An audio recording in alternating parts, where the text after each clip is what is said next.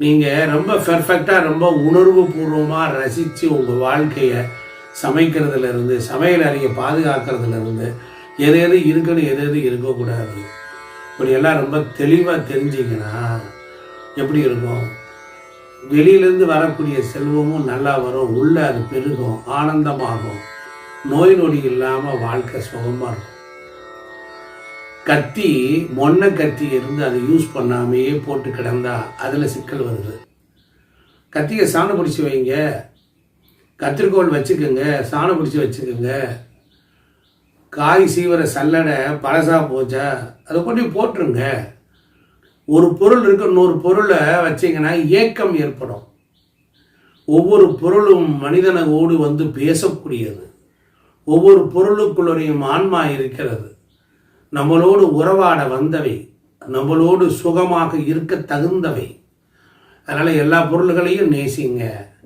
கரண்டிகளை பாத்திரத்தை கழுவுன உடனே ஒரு துணி எடுத்து அதை தொடச்சி மாட்டுங்க. ஸ்டாண்டில் சாம்பிராணி புகை போடுங்க, அதுக்குள்ளார தூப தீபம் ஏற்றுங்க.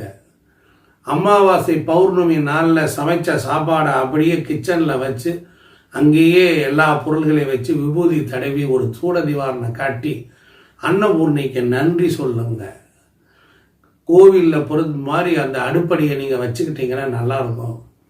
பாத்திரம் கழுவும் போது வருவாக்கூடிய அழுக்குகள், காய்கறி நறுக்கிய குப்பைகள், பேப்பரு, பிளாஸ்டிக் பேப்பரு, நைட்டு ஹோட்டலில் வாங்கிட்டு வந்து சாப்பிட்ட உடனே அந்த பிளாஸ்டிக் டப்பாவில் போட்டது எல்லாம் பார்த்தா காலையில் ராத்திரியில் அப்படியே குப்பையாக இருக்கும். காலையில் எழுச்சி ஒரு அம்மா அடுப்படிக்குள்ளார வந்தான்னா இதெல்லாம் முகத்தில் முழிச்சான்னா சீக்கிரமே டயர்டாகிறா, எனர்ஜி லாஸ் ஆகும். அப்போ ஒரு பெண் மகிழ்ச்சியாக இருந்தால் தான் அந்த வீட்டில் ஆண்கள் சுகமாக இருக்க முடியும். பெண்கள் உண்மையிலேயே சந்தோஷமாக இருக்கணும். அப்படி மகிழ்ச்சியாக இருப்பதற்கு அடுப்படியில் தான் அவர்களுக்கு அதிக நேரம். அந்த அடுப்படியை பார்த்தாலே பயந்து தலைவலி வருது. அதே போல் துவைச்ச துணியை குப்பையாக கொட்டி வச்சுருக்காங்க. இரவு நேரத்தில் படுக்கைக்கு போகிறதுக்கு முன்னால் அடுப்படியில் ரொம்ப மங்களகரமாக பர்ஃபெக்டாக நல்லா ஏற்றி வச்சுட்டு பிரமாதமாக பண்ணணும். பரணி நட்சத்திரம் வர்ற அன்னைக்கு அடுப்புக்கு ஒரு சக்கரை பொங்கல் வச்சு அதை தீபாரதனை காட்டி நெய்வேத்தியம் பண்ணணும். அக்னி பகவானுடைய மனைவி சந்தோஷம் அடைவார்.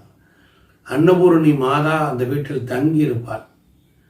அதே போல் உங்கள் வீட்டில் அந்த அடுப்படியில் பொறுத்தளவில் தேவையில்லாத பொருள்கள், உடைந்த பொருள்கள், கிராக்கான பொருள்கள் எதுவுமே அப்படி இருக்கக்கூடாது.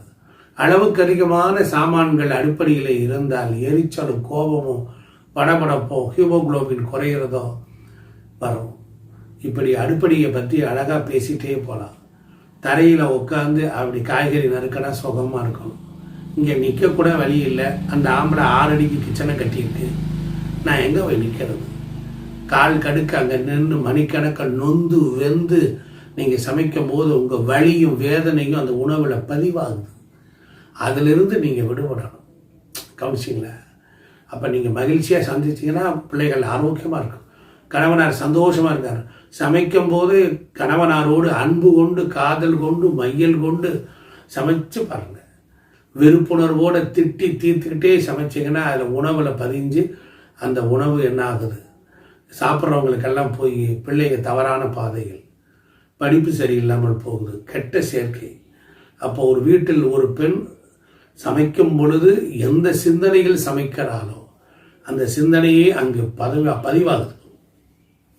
அதனால தான் கெட்ட சிந்தனையில் சமைச்சிருந்தாலும், ஏதோ ஒரு சிந்தனையில் சமைச்சாலும், யாரையாவது பேசிக்கிட்டு திட்டிக்கிட்டு இருந்தாலும், மன உளைச்சல் இருந்தாலும் சமைச்ச சாப்பாடை மேலாவல் வந்து நிற்கும் எதிர்மறைகள். அதை அரை கரண்டி சாதத்தை எடுத்து காக்கைக்கும் அரை கரண்டி சாதத்தை எடுத்து இறைவன் வைத்து விட்டால் இறைவன் அருளியதும் அருளப்பட்ட பொருளும் பரிசுத்தமாகிவிடும்.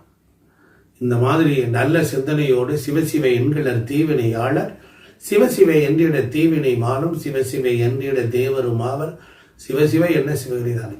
ஒரு நாளாவது ஒரு பொழுதாவது சிவசிவ சிவசிவ ஓம் நமச்சிவாய ஓம் நமச்சிவாய ஓம் நம ஒரு நாராயணகரி நாராயணகரி சொல்லிக்கிட்டே சமைங்க. காய்கறி நறுக்கும் போது, பாத்திரத்தை கழுவும் போது, காய்களை அலசும் போது, தாளிக்கும் போது, சாதத்தை வடித்தாலும் சரி, குக்கரில் விசில் அடிக்கும் போது உங்கள் நாமம் இறைவனோடு சேரட்டும். ஒரு நாளாவது அப்படி சமைச்சு பாருங்கள். அந்த உணவு தித்திப்பாய் தேவாமிர்தமாய் மாறியிருக்கும். நன்றி.